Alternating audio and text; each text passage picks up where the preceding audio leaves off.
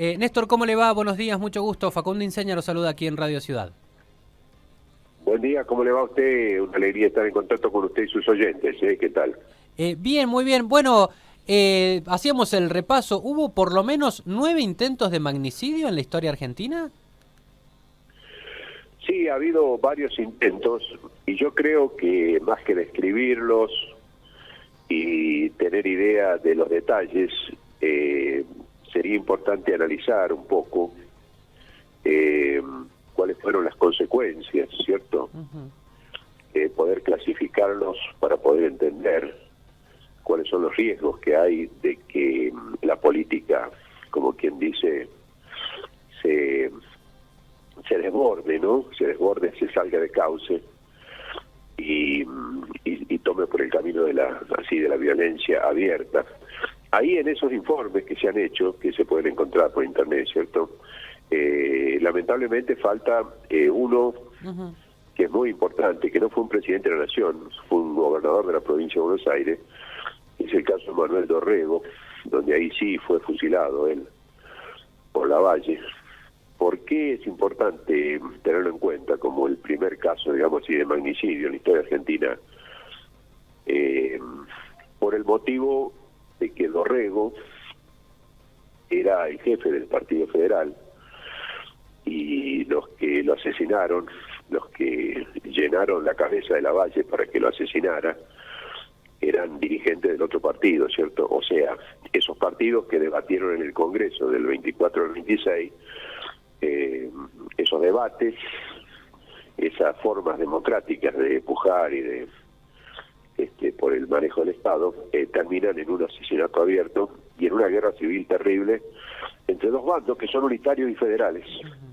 Y estos casos se asemejan a otros magnicidios que ha habido a nivel internacional, como el caso de la muerte de Gaitán en Colombia, ¿cierto?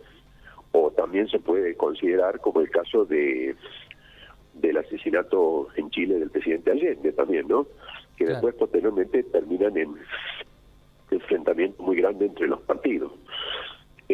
Por lo tanto, yo creo que hay algunos intentos, en la historia argentina hay varios intentos que fueron realizados por personas que eran dementes o que tenían problemas, digamos así, de salud.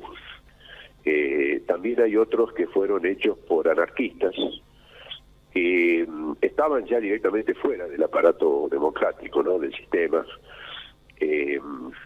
Pero los casos especiales, donde los atentados son sobre jefes de determinados partidos políticos, pueden terminar en una confrontación general, ¿cierto? Así que bueno, ese es el tema, más que analizarlo hacia el detalle, que lo podemos hacer, el tema es ver el grave riesgo que hay cuando uno dice, bueno, muerto el perro se acabó la rabia, ¿no? Y lleva una ofensiva terrible a tal punto de asesinar al jefe del partido adversario, ¿cierto? Porque en ese caso puede desencadenar una guerra civil, ¿no? Ese sería un poco el análisis así rápido, Claro. sobre una clasificación. Claro, en los intentos estos que hubo, bueno, a lo largo de la historia, las consecuencias en un punto fueron la profundización de los enfrentamientos, en algún caso, pero en ningún caso hubo una mejora como sociedad, digamos, por esto que se decía incluso el viernes pasado, que esto nos tiene que servir para reflexionar, aprender y de alguna manera buscar aliviar o frenar la escalada de violencia verbal principalmente que se está viviendo en los últimos años de la Argentina. Bueno, hay que ver cómo uno interpreta esto, vuelvo a repetir. Yo creo que detrás del choque, de enfrentamiento de partidos, hay un enfrentamiento mucho más profundo, que son de intereses económicos, ¿cierto? Mucho más profundo. Y entonces esos intereses hacen de que las políticas económicas se puedan cambiar, eliminando al adversario, ¿no? Porque, vuelvo a repetir, es mucho dinero el que está en juego acá. Entonces, cuando nosotros estamos hablando de que hay mucha especulación en torno a que pueda haber un golpe financiero y pueda subir el dólar de forma apreciable, hay muchos intereses de sumas incalculables, de gente que está en dólares y está esperando que suba el dólar, desesperado para que suba el dólar y no para que quede quieto en un determinado lugar, porque ellos pierden ahí, ¿cierto? Y hay otras personas que quieren todo lo contrario, que el dólar quede quieto y que se pueda estabilizar la economía, ¿cierto? Y controlar la inflación, ¿no? Así que eso es lo que está atrás de todo esto. Son tremendos intereses económicos que buscan cambios de políticas. Así que inclusive a veces los dirigentes de los partidos lo manifiestan, ¿no? De un partido hemos escuchado que la próxima vez van a venir y van a actuar más rápido, van a hacer los cambios con mucha mayor dureza, ¿no? Sí. Y del otro lado a lo mejor uno dice, no, el que está de presidente es muy blando, tiene que venir una persona más dura, más firme, más... Entonces, ahí está un poco el tema, ¿no? Lo que nosotros estamos viendo acá en la superficie está... es lo que manifiesta, digamos así, contradicciones mucho más profundas que están en el fondo, y que muchas veces la gente común no las puede apreciar, ¿no? Claro. En estos magnicidios que contábamos a lo largo de la historia, ha habido dos situaciones, ¿no? Por un lado, lo que usted describía recién, bueno, un espacio político que se propone eliminar al líder del otro para, bueno, implementar estos cambios, sobre todo en materia económica, y después también personas con algún problema psiquiátrico.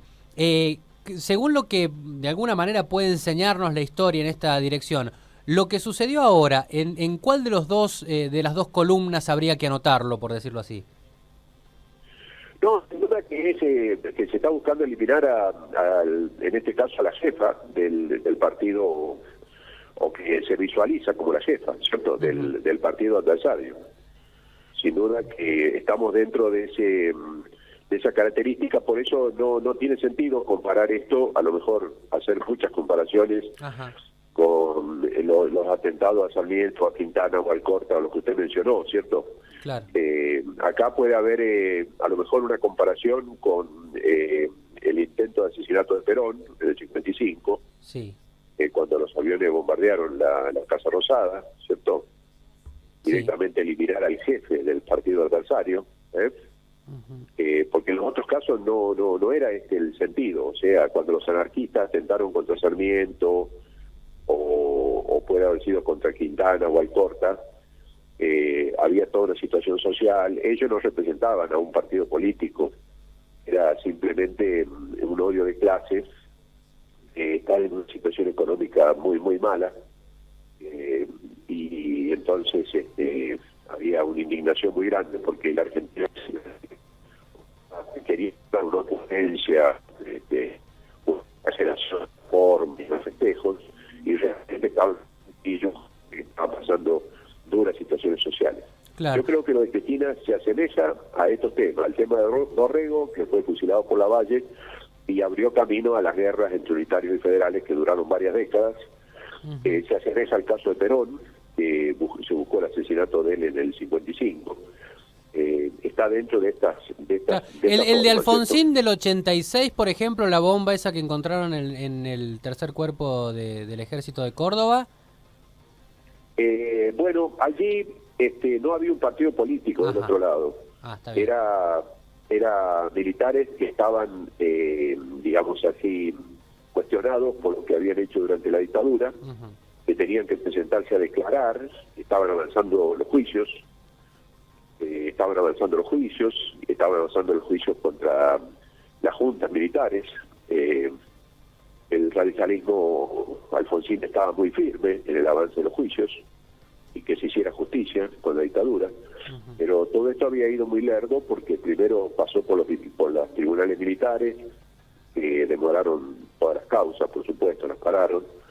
Después se avanzó por los tribunales civiles, y en este caso lo que se buscaba era variar un poco la política, pero inclusive algunos pueden haber pensado en volver, que los militares pudieran volver a hacer cargos de gobierno, cosa que era imposible porque el descrédito que tenían después de Malvinas Claro. Así imposible esto último, ¿cierto? O sea, de todas maneras podría llegar a asemejarse a un tema así, ¿no? De partidos, pero no.